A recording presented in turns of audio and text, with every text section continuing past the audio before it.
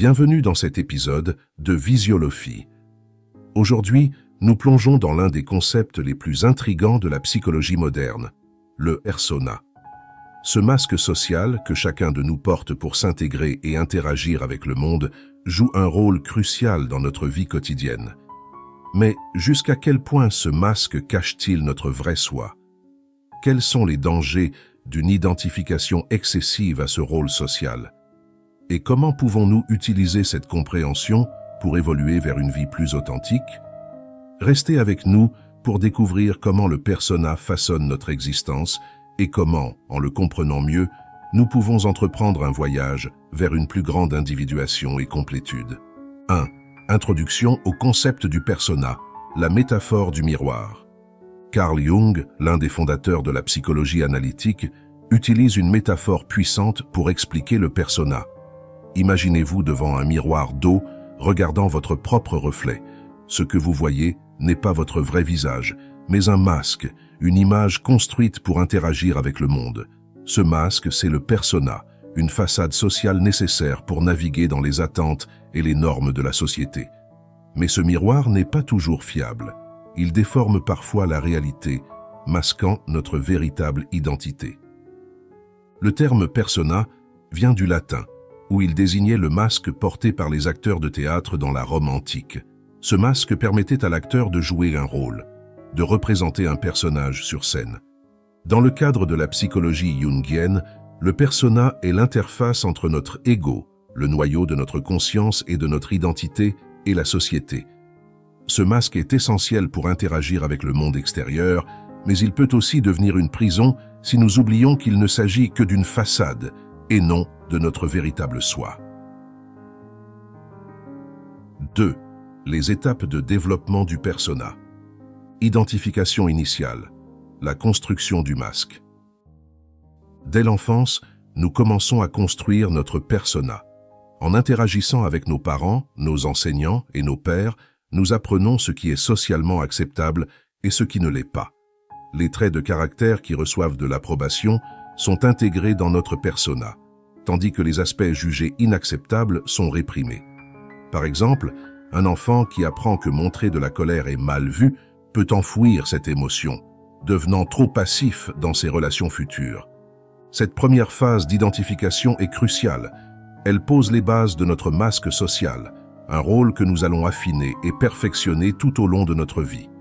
Cependant, tant que nous restons conscients que ce persona n'est qu'une façade, nous sommes capables de l'utiliser de manière flexible et bénéfique. Le danger survient lorsque nous perdons de vue cette distinction en nous identifiant entièrement à notre persona. La rupture du masque, désintégration du persona. Au fil du temps, des événements de la vie peuvent provoquer une rupture du masque. Cette désintégration du persona peut être volontaire à travers une thérapie ou une introspection profonde, ou involontaire, suite à un choc émotionnel ou une crise existentielle. Lorsque cette rupture se produit, l'individu peut se retrouver plongé dans un état de chaos et de confusion, confronté à des aspects de lui-même qu'il avait jusqu'alors réprimés ou ignorés. Cette phase de désintégration peut être terrifiante, mais elle est également une opportunité de croissance. Elle force l'individu à faire face à son vrai soi, au-delà des constructions sociales et des attentes extérieures. Toutefois, si cette rupture est trop brutale, elle peut mener à des troubles dissociatifs où des personnalités multiples émergent, chacune représentant une facette différente de l'individu. 3 voies de reconstruction. Après la désintégration du persona, 3 voies de reconstruction s'offrent à l'individu. 1. Restauration. Négative. L'individu tente de revenir à l'état antérieur à la désintégration, en ignorant les changements internes. C'est une manière de s'adapter au statu quo, mais cela signifie également que l'individu ne progresse pas vers une compréhension plus authentique de lui-même. Cette voie peut offrir un confort temporaire, mais elle risque de mener à une répétition des mêmes crises à l'avenir. 2. Absence de persona. Certains peuvent essayer de vivre sans persona du tout, en rejetant tout masque social. Cependant, cela s'avère généralement impossible et indésirable. L'interaction avec le monde extérieur devient presque insupportable sans un masque pour s'adapter. Vivre sans persona expose l'individu à une vulnérabilité extrême, rendant toute interaction sociale potentiellement douloureuse. 3. Restauration consciente. La meilleure voie, selon Jung, est de reconstruire un persona plus conscient, qui ne masque pas complètement le vrai soi, mais qui est utilisé de manière à interagir avec le monde tout en restant fidèle à soi-même. Cette voie de restauration consciente implique une prise de conscience des aspects réprimés de notre personnalité et leur intégration progressive dans notre vie quotidienne. 3. Les dangers du persona. Le danger principal du persona est que nous devenons inconscients du masque que nous portons. Pour éviter de montrer nos faiblesses ou les aspects de nous-mêmes que nous jugeons indésirables, nous construisons un persona qui est une façade. Par exemple, une personne peut adopter une attitude trop agréable pour éviter les conflits, mais cela peut conduire à être exploité ou à ressentir une grande frustration intérieure. Lorsque nous réprimons ces aspects de nous-mêmes, ils ne disparaissent pas. Ils se logent dans ce que Jung appelle l'ombre, la part sombre de notre personnalité.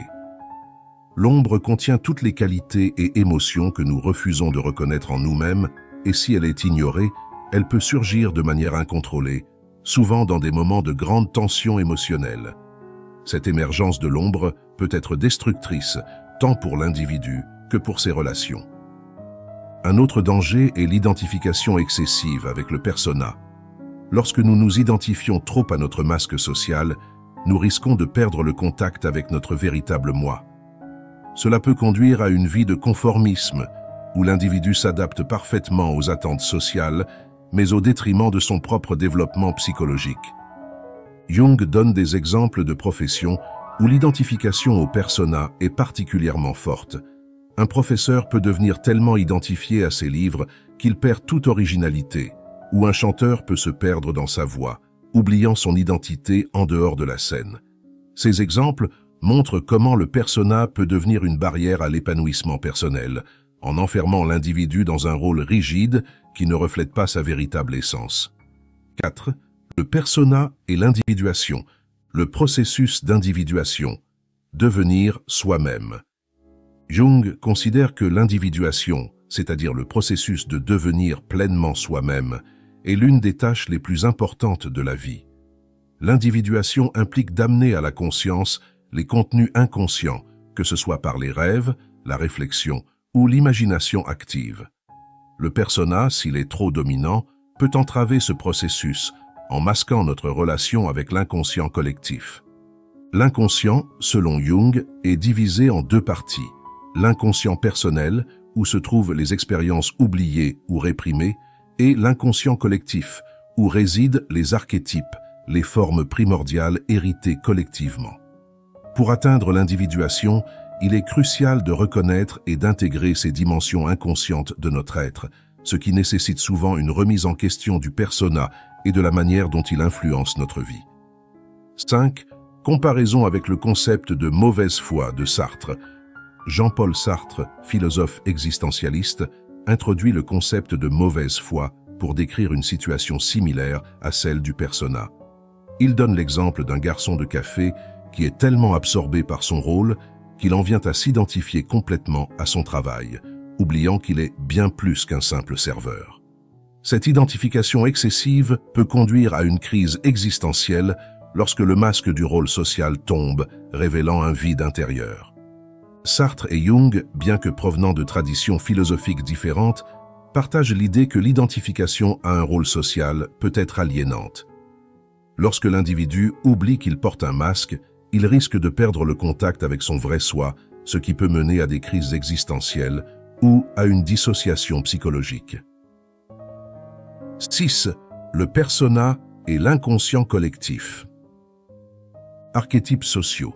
Le persona comme conformité. Le persona est parfois considéré comme un archétype social ou un archétype de conformité. C'est une construction collective, non individuelle, qui nous permet de nous adapter à la société. Cependant, cette adaptation a un coût. Elle peut nous éloigner de notre individualité. Les archétypes sociaux sont des modèles de comportement partagés par une culture. Et bien que ces modèles soient nécessaires pour la cohésion sociale, ils peuvent également entraver la croissance personnelle s'ils sont adoptés sans discernement. Pour maintenir un équilibre psychique, il est crucial de trouver un équilibre entre les exigences de la société, représentées par le persona, et celles de l'inconscient collectif. Cet équilibre permet d'éviter la désintégration du soi tout en permettant un développement personnel authentique. La véritable santé psychologique réside dans la capacité à utiliser le persona de manière flexible, sans perdre de vue son vrai soi, tout en intégrant les aspects de l'inconscient qui émergent au fil du processus d'individuation. En conclusion, reconnaître et comprendre notre persona est essentiel pour vivre une vie équilibrée et authentique. Le persona, bien qu'indispensable pour interagir avec le monde, ne doit pas devenir une barrière entre nous et notre vrai soi. En étant conscients des masques que nous portons, nous pouvons mieux naviguer dans notre vie sociale tout en restant fidèles à notre individualité. L'individuation, bien que difficile, est essentielle pour atteindre un état de complétude et de satisfaction intérieure. Merci de nous avoir rejoints dans cet épisode de Visiolophie. Si vous avez trouvé cette exploration enrichissante, n'hésitez pas à partager et à vous abonner pour d'autres réflexions profondes sur la psyché humaine. À très bientôt pour un nouvel épisode.